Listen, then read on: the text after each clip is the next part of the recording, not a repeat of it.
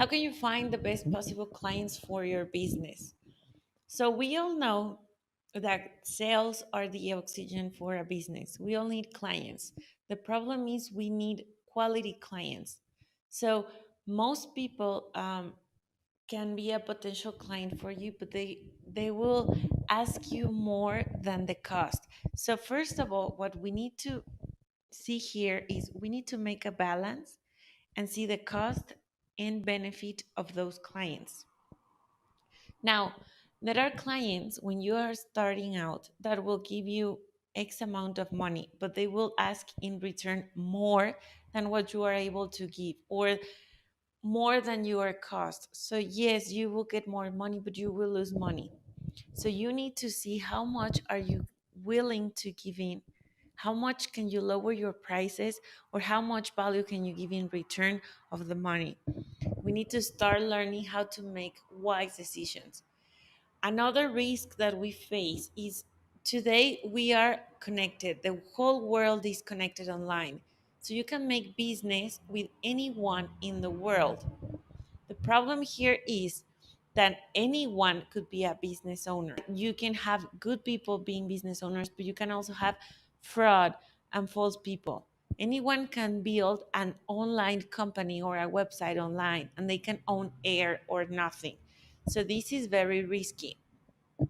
So you need to have a process, an automated process of pre-qualifying clients before you start to work with them or before you go in a sales call.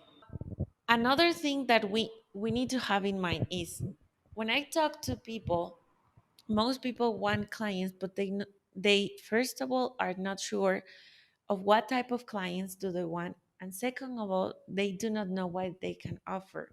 We are talking about a relationship between two people. Imagine that we are dating, or you are looking to date someone. Getting clients is a dating process, and yes, you want certain demographics and psychographics and characteristics of your ideal date or lover, but you also need to give something in return. It's a two-person relationship. Okay, so what are you going to offer to your clients? What is that different from your competitor? How are people gonna be helped from that offer? um, how can you stand out from the crowd? Okay, so people fall in love with the physical or with the trait, or people get attracted by the physicals of someone, but they fall in love by the personality. So people can get attracted by your funnel or your website or your LinkedIn profile, but they will fall in love by what you have to offer. So the first process here is to realize what you have to offer, what value, what personal relationship you have to offer. The second thing is what type of client do you want? Not everyone is a potential client for you. Not everyone can afford you, and not everyone should be working with you. So you need to have that in mind. Now, once you have that clear, we need to create first the back of the house process or the back of the funnel process. That is to set up your pages, your landing page, create your avatar, realize the type of person that you want, realize how are you going to get them, realize what will be your free offer. We need to open the door for the possibility to get you. When you go to the supermarket, there are more than a million products there. And if you want to buy, I don't know, ham or any new food product, you are not sure if that product is going to be a good quality or if it's going to taste good. So, what do the brand do in exchange of that? They give you trials, they give you samples. So, if you go to Costco or Sam's or Walmart, they have samples of free products. Why? Because there's the barrier of the unknown, and there is a barrier of risk, uncertainty, and fear. Why? Because what you offer, someone else offers too, and you are not the first person who is offering that to that client. if you offer lead generation, if you offer financial services or whatever, you are not the first person who has offered them that. And perhaps they have tried to work with someone similar as you in the past and they've had a negative experience or an experience that didn't work. As a result, those potential clients created an imaginary wall of resistance, of fear, and of holding back. And they need you, but they are not sure if you are the perfect fit. So, what you need to do first is you need to remove that wall. You need to be able to remove that wall for free and let them trust you. And how would you do that? If you give us a sample, something of value in exchange for a little bit of their time.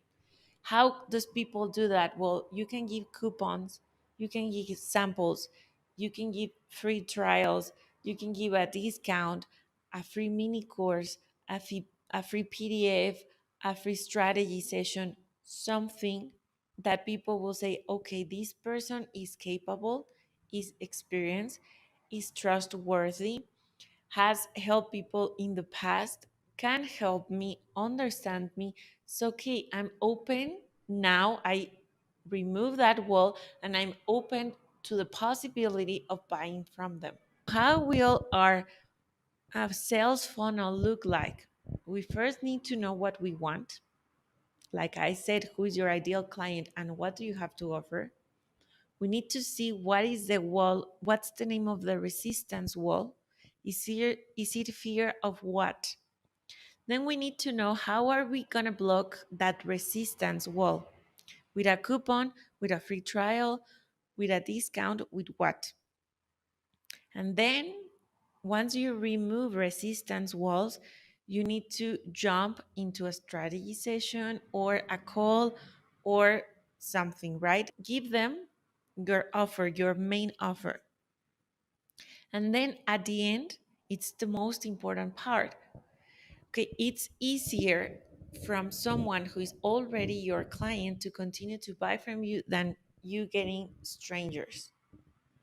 Okay, people who are already buying from you will continue to buy. So, how can you make your relationship longer? Could you add more products? Could you make the life of the customers longer? What will you do to, instead of having them for 1 month, have them for a year? Okay. The next step is after you build a good relationship and you are friends, ask them for a referral. Why? Because this is the golden rule of sales. People buy from people they like and trust. That's why you need to build rapport first to be a like-worthy person. Now, if a friend of them is recommending you, that friend is opening the door for you to jump and be another friend. You are in the friend zone, in the good relationship zone. You are not a stranger. So it's easier to convert people that way because they already trust you, because they know someone who trusts you, and you are not a stranger. Now, another thing that I need to tell you in this strategy is you need to be the expert of a field of something. You cannot be a generalist. You cannot be the best marketing of everything or the best financial advisor of an industry or the best roofer of X. You need to have a differentiating factor. You need to be the star of a show. What will be your show? You are a lead generation expert of roofers, of doctors, of what industry? You help six figures owners, or what kind of people do you help? So that when you are in other people's show, you can say, "Hey, I'm the specialist of this industry," or "I help people do this. I'm the best at X." You cannot be the best at everything, so you need to pick one main show and be the star of that, and start people to make people name you the leader of that industry. So if I say, hey, what's the best selling author of marketing, you say a name. What's the best-selling author of lead generation? You say a name. Please name leadership a leadership strategist. Please name a management strategy, and you name a person. You don't say name someone who can do everything. That does not exist. So make sure that you niche down and that you specialize on something, that you became that then you become the star of that thing and start to bring in people there. Okay, this is a common mistake that people make. They want to be the best at everything. They want to target roofers and contractors and financial advisors and tax advisors and accountants and people of all sorts of industries. So they are everywhere and they are nowhere.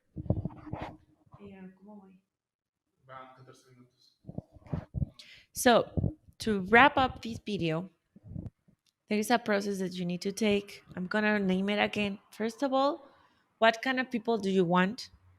Step number two, what will you offer to those kind of people? Step number three, how are you going to approach them? How are you going to go into the bar and start a conversation? Step number four, what's your party or where is your party? LinkedIn, Facebook, your website, email marketing, where will people go after they know you? Okay, next step, how will you remove that imaginary resistance wall of fear and uncertainty? Trials, coupons, something for free. Next step, how are you going to jump into a call, a meeting, or a strategy with them? Next step, what will be your main offer? What will you sell to them? You will be the expert on what field. Now, after that, how long will you make that relationship? For a year, for 6 months? Make long relationships with people. Next step, a referral program. How can those people refer you to more people? And that process will repeat itself and it's a cycle. That is an automated sales cycle that you need to create if you want to grow your product to your business to 6, 7, or 8 figures. So I hope this video was valuable for you. If you have more questions, please feel free to reach out or comment below. If you want to join our free Facebook community, here is a link. And we have a free masterclass that you can watch. Also, the link is here below where you can get a clearer idea of how to do this strategy. I hope this video was valuable for you. Thank you for watching, and I see you in the next video.